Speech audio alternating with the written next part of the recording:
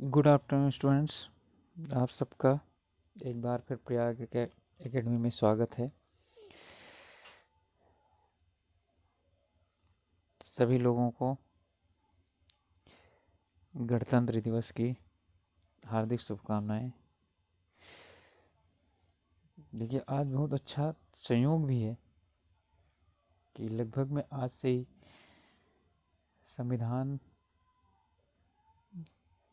भारतीय राज्य व्यवस्था पढ़ाना प्रारंभ कर रहा हूँ और आज ही 26 जनवरी है। तो यानी आज के दिन संविधान लागू हुआ। चलिए, अच्छी बात है। तो हम भारतीय राज्य व्यवस्था में सबसे पहले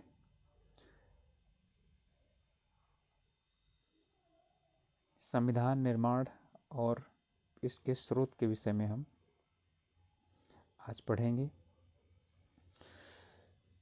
तो जहाँ तक संविधान सभा के गठन का विचार है, वो सबसे पहले 1934 में एम.एन. राय, मानवेंद्र नाथ राय, ठीक है, कम्युनिस्ट थे ये, इनके द्वारा 1934 में विचार रखा गया। लेकिन इसी तरह के विचार 1922 में महात्मा गांधी जी के द्वारा भी रखा गया था कि भारत में एक संविधान होना चाहिए जिसका निर्माण भारतीयों के द्वारा किया जाना चाहिए।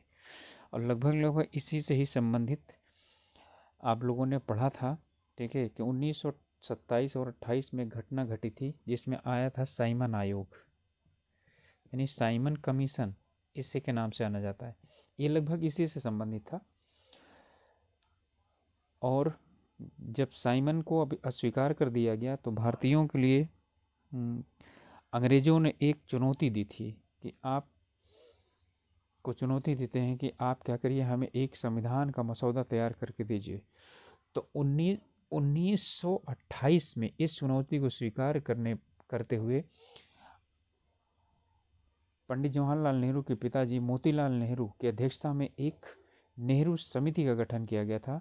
उन्होंने एक संविधान का मसौदा प्रस्तुत किया था जिसे नेहरू रिपोर्ट के नाम से जाना जाता है। तो वो लगभग यानी संविधान का एक, यानी संविधान समझ लीजिए कि जो उन्होंने चुनौती दी थी उसे स्वीकार करके उन्होंने प्रस्तुत करने की कोशिश की थी। हालांकि ये तो इतिहास का विषय है, तो इतिहास में हम इसे विस्तार से जब पढ़ेंगे तो पढ़ेंगे। लेकिन हम जहाँ तक संविधान की बात करते हैं तो संविधान सभा की बात जो की गई थी, ठीक है, वो किसके द्वारा, एम.एन. राय के द्वारा 1934 में।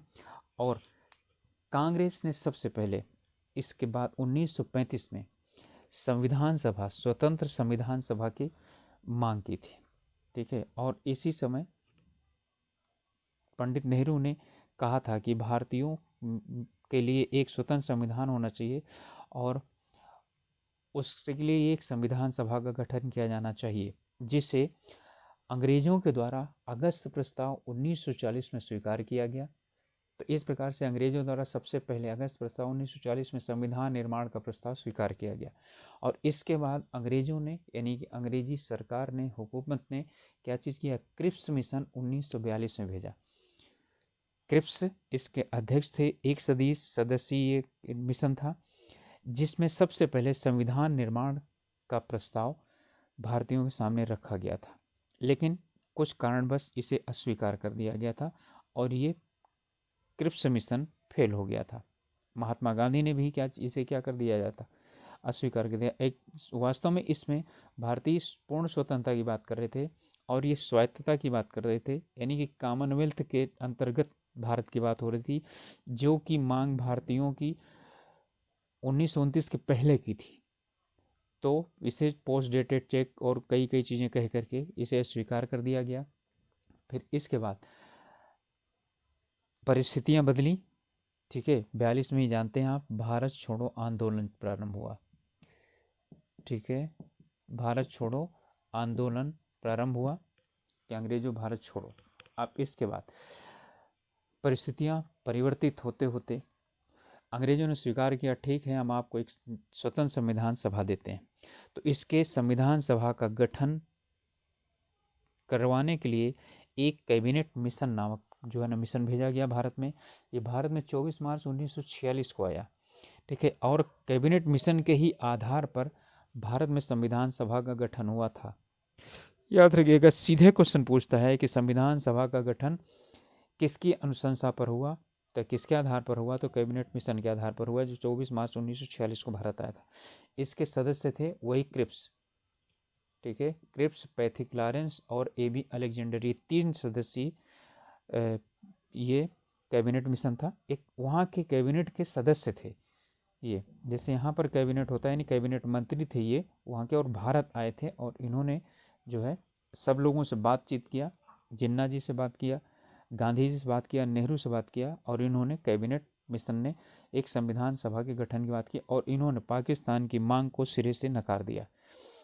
इसके बाद संविधान सभा की बात अब हम बात करते हैं कि संविधान सभा का निर्वाचन किस प्रकार से होना था। आंशिक रूप से निर्वाचन होना था और आंशिक रूप से नामांकन होना था, यानी आंशिक रूप से कुछ सदस्य निर्वाचित होने थे, कुछ सदस्य नामांकित होने थे। नामांकन कौन होने थे, जो यानी तत्कालीन उस समय जो राजघराने थे वहाँ से नामांकित होने थे, यानी जिनका शासन अपना खुद चल रहा था। इसके बाद है इनका निर्वाचन कैसे हुआ, तो अप्रत्यक्ष निर्वाचन हुआ, यानी सीधा निर्वाचन नहीं हुआ, जैसे अभी आप लोकसभा विधानसभा में चुनाव देते हैं, यानी वोट डालते हैं। इनका निर्वाचन उसी तरह से हुआ जैसे राज्यसभा और विधान परिषद का निर्वाचन होता है। तो राज्यसभा में जैसे निर्वाचन होता है, कौन करता है, विधानसभाएं करती हैं। तो प्रांतीय विधानसभाओं के द्वारा जो निर्वाचित सदस्य थे, यानी आंशिक जो निर्वाचित सदस्य थे, उनका निर्वाचन हुआ। और कौन, जो 10 लाख की जनसंख्या पर, यानी 10 लाख की जनसंख्या पर क्या था, एक व्यक्ति का निर्वाचन किया गया, ठीक है। तो कुल सदस्यों की संख्या 299, ये मैंने आपको विभाजित भारत के लिए बताया है। अविभाजित भारत के अलग है, विभाजित भारत के अलग है। मैंने ये आपको विभाजित भारत के लिए बताया है, यानी कि अगस्त 1947, सितंबर 1947 में इतनी सदस्य संख्या थी। अब इसके बाद आता है कि संविधान सभा की प्रथम बैठक कब हुई, 9 दिसंबर 1946 को। इसमें सच्चिदानंद सिन्हा को, ये सबसे बुजुर्ग सदस्य थे, और वही बात है, आज भी वही चीज़ आती है कि जो लोकसभा का प्रोटेम स्पीकर होता है, विधानसभा का प्रोटेम स्पीकर होता है, वो भी क्या होता है, जो सबसे उम्रदराज व्यक्ति होता है, उसी को ही क्या चीज़ करते हैं, अस्थायी अध्यक्ष चुन लिया जाता है। तो अस्थायी अध्यक्ष थे सच्चिदानंद सिन्हा। 9 दिसंबर को पहली बैठक हुई थी, ये भी सवाल पूछा जाता है। इसके बाद दूसरी बैठक संविधान सभा की कब हुई, 11 दिसंबर 1946 को ही। इसमें सबसे पहला काम किया गया कि डॉक्टर राजेंद्र प्रसाद को अपना अस्थायी अध्यक्ष चुना गया। तो अस्थायी अध्यक्ष सच्चिदानंद सिन्हा, अस्थायी अध्यक्ष डॉक्टर राजेंद्र प्रसाद, तो इन्हीं की अध्यक्षता में भारतीय संविधान का निर्माण हुआ, ठीक है। और आगे चल करके जब 26 जनवरी 1950 को भारत का संविधान लागू हुआ, तो इन्हीं डॉक्टर राजेंद्र प्रसाद को भारत का प्रथम राष्ट्रपति निर्वाचित कर लिया गया, प्रथम राष्ट्रपति निर्वाचित कर लिया गया, निर्विरोध राष्ट्रपति निर्वाचित कर लिया गया।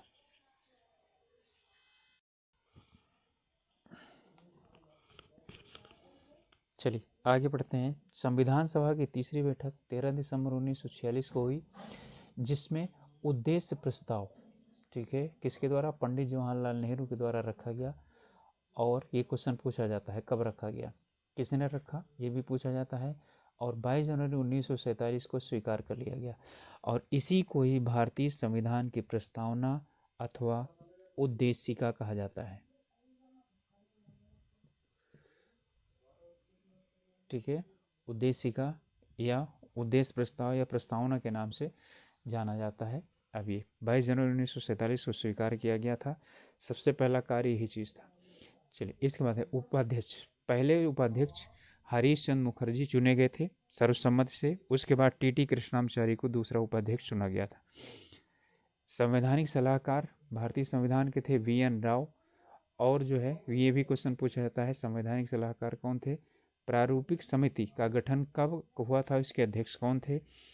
29 अगस्त 1947 को प्रारूपिक समिति का निर्माण हुआ था, एक गठन हुआ था। इसके अध्यक्ष थे डॉक्टर भीमराव अंबेडकर, और इसके साथ 6 सदस्य थे, यानी कुल 7 सदस्य थे। अध्यक्ष थे भीमराव अंबेडकर, ठीक है। और इसी समिति ने, प्रारूपिक समिति ने भारतीय संविधान के प्रारूप का निर्माण किया था, यानी संपूर्ण सभी जितनी भी समितियां थीं, ठीक है, वो सब अपना अपना कार्य करके उनको प्रदान कर देती थी। और उसके बाद ठीक है, ये प्रारूपिक समिति क्या करती थी, एकत्र करके और उसे एक प्रारूप के रूप में, ठीक है, एक ढांचे के रूप में वो करती थी। अंत में इन्होंने 1949 को ही इन्होंने भीमराव अम्बेडकर के अध्यक्षता में इसी समिति ने एक संविधान का जो प्रारूप है, यानी संविधान पूर्ण रूप से बना करके अब प्रस्तुत किया। संविधान बनने में कुल 2 वर्ष 11 माह 18 दिन लगे। और संविधान को कब स्वीकार किया गया, 26 नवंबर 1949 को स्वीकार किया गया। और इसी दिन आंशिक रूप से संविधान लागू हो गया, जिसमें निर्वाचन, नागरिकता आदि कुछ प्रावधान थे जो लागू कर दिए गए, जो अति आवश्यक थे उसी दिन। और पूर्ण रूप से लागू कब किया गया, 26 जनवरी 1950 को। और संविधान सभा की अंतिम बैठक इसी दिन हुई, 26 जनवरी 1950 को। और इसी दिन 2 कार्य हुए। पहला कार्य, राष्ट्रपति किसको बनाया गया, डॉक्टर राजेंद्र प्रसाद को। और जो संविधान सभा थी वही विधायिका के रूप में परिवर्तित हो गई। विधायिका, ठीक है, विधायिका मतलब अब लोकसभा राज्यसभा मत समझिएगा। विधायिका का मतलब जो विधान बना सकती थी, क्योंकि 1950 से लेकर के जब तक निर्वाचन नहीं हुआ, यानी कि 1952 तक भारत में कोई भी लोकसभा राज्यसभा नहीं थी। तो लोकसभा और राज्यसभा का निर्माण 1952 में हुआ था। तब इसके मध्य में यदि आवश्यकता पड़े, जरूरत पड़े, तो कानून कौन बनाएगा, तो उसे विधायिका बनाएगी। और यही आपकी संविधान सभा थी। तो समझ में आ गया, विधायिका के रूप में संविधान सभा परिवर्तित हो गई। जितने भी यानी कि उसके बाद विधान बनाए गए, यानी कानून बनाए गए, राष्ट्रपति तो हमारे पास थे ही, डॉक्टर राजेंद्र प्रसाद, और ये विधायिका मिल करके इन्होंने कानून का निर्माण किया। जैसे जब अनुसूची पढ़ाऊंगा तो मैं आपको बताऊंगा, 9वीं अनुसूची 1951 में जोड़ी गई, किसने जोड़ा, तो इन्होंने जोड़ा ना, ठीक है। अब इसमें मूल रूप से कुल कितने, 22 भाग, 395 अनुच्छेद और 8 अनुसूचियां थी। कुल कितनी अनुसूचियां, 8। वर्तमान में भी 22 भाग हैं, वैसे तो कुल 25 भाग हो गए, ठीक है। अनुच्छेद 444 हैं और अनुसूचियां 12 हैं। देखिए रियल में तो 22 भाग ही और अनुच्छेद भी 395 ही है, लेकिन अलग अलग अनुच्छेद क्या किए गए हैं, जोड़े गए हैं। उन्हीं में ही संविधान के अंतर्गत ही अलग अलग अनुच्छेद जोड़ दिए गए हैं, ठीक है। तो हम उन्हें यानी अलग अलग पढ़ लेते हैं, अन्यथा 395 अनुच्छेद, इससे ज़्यादा बढ़े नहीं। भाग भी कुल 22 ही हैं। कुछ ऐसे भाग हैं, 2 भाग हैं जिन्हें निश्रित कर दिया गया, यानी समाप्त कर दिया गया। तो और ये किसके द्वारा होता है, लोकसभा, राज्यसभा यानी संसद के द्वारा ही होता है, ठीक है। इसमें संविधान संशोधन के माध्यम से, ठीक है। तो समझ में आ गया होगा। अब जैसे यानी पंचायती राज अधिनियम जब पारित हुआ, तो पंचायती राज अधिनियम में ठीक है कई विषय जोड़े गए। तो कई विषय कहाँ पर जोड़े गए, उसी भाग में जोड़े गए, ठीक है, 9वें भाग में ही जोड़े गए, ठीक है। अलग से कुछ नहीं जोड़ा गया 9वें भाग में, यानी कि 9वां, जैसे आप लोगों ने पढ़ा है कि जो वो है आपका मौलिक कर्तव्य, तो मौलिक कर्तव्य कहाँ जोड़े गए, ठीक है, भाग 4 का में जोड़े गए हैं। 51 का मौलिक अधिकार जोड़ा गया। तो ये क्या चीज़ है, अलग थोड़े है भाग, तो इसी को अब इसे आप एक भाग अलग से जोड़ सकते हैं, अन्यथा जो है ये वही है, उसी का ही है। और अब मुझे आशा है कि आप लोगों को ये समझ में आ गया होगा। चलिए कुछ समितियां हैं, प्रमुख समितियों के विषय में बता देता हूँ। संघ समिति या संघ अधिकार समिति, इसके पंडित जवाहरलाल नेहरू अध्यक्ष थे। प्रांतीय संविधान और मौलिक अधिकार, ध्यान दीजिएगा, प्रांतीय अधिकार समिति और मौलिक अधिकार समिति, मौलिक अधिकार समिति के अध्यक्ष पूछता है तो सरदार पटेल थे।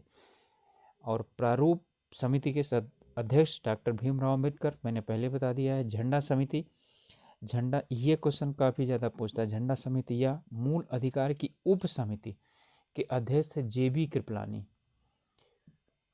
ठीक है, ये पूछा जाता है। तो मूल अधिकार समिति के अध्यक्ष पूछे सरदार पटेल, उप समिति के अध्यक्ष पूछे तो कौन, JB कृपलानी।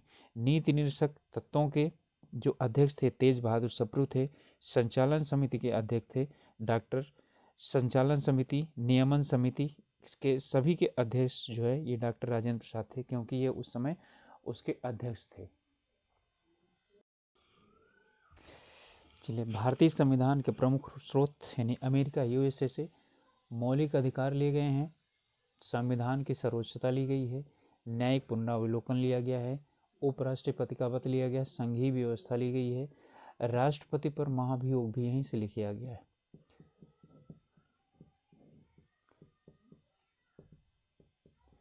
राष्ट्रपति पर महाभियोग यहीं से लिया गया है।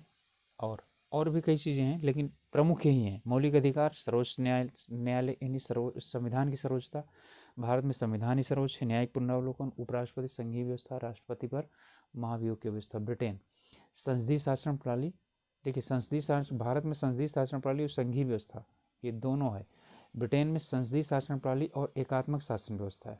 इस पर मैं अलग से आप लोगों को चर्चा करूंगा और बताऊंगा, ठीक है। फिर एकल नागरिकता, भारत में सिर्फ भारतीय हैं, अमेरिका में दोहरी नागरिकता है, ठीक है।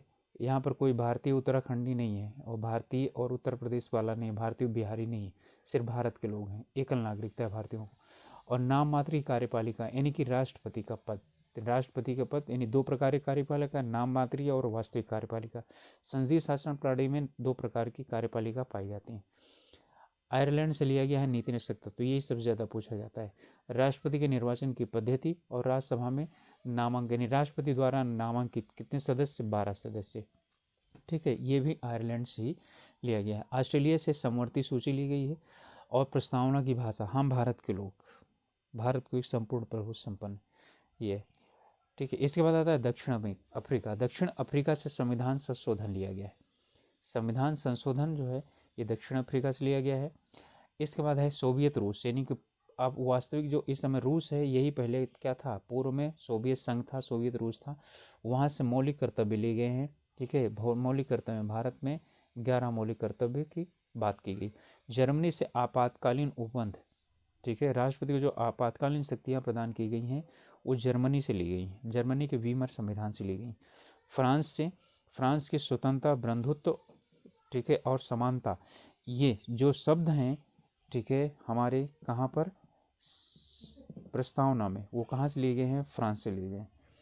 इसके बाद आता है कनाडा। कनाडा से लिया गया है राज्यपाल का पद और यूनियन शब्द, यानी भारत में संघीय शब्द का प्रयोग नहीं किया गया, बल्कि किस शब्द का प्रयोग किया गया है, यूनियन शब्द का प्रयोग किया गया है। तो ये था हमारा भारतीय संविधान का निर्माण और उसके प्रमुख स्रोत। और मुझे लगता है कि आप लोगों को अच्छी तरह से समझ में आ गया होगा। और आप लोग इसे समझ में नहीं आया तो 2-3 बार ज़रूर पढ़िए, देखिए, और उसके बाद आप लोगों को अच्छी तरह समझ में आएगा। और अमूमन इससे अधिक कहीं इधर उधर नहीं पूछा जाता है, इसलिए आप लोग क्या कीजिए, एक बार इसी को अच्छी तरह से तैयार कर लीजिए। और इसके बाद हम आगे संविधान और संविधान से संबंधित जो प्रावधान है उनकी बात करेंगे। ओके, तो अपना ख्याल रखिए और अपने आसपास के लोगों का ख्याल रखिए, पढ़ाई कीजिए। ओके, मिलते हैं नेक्स्ट वीडियो में।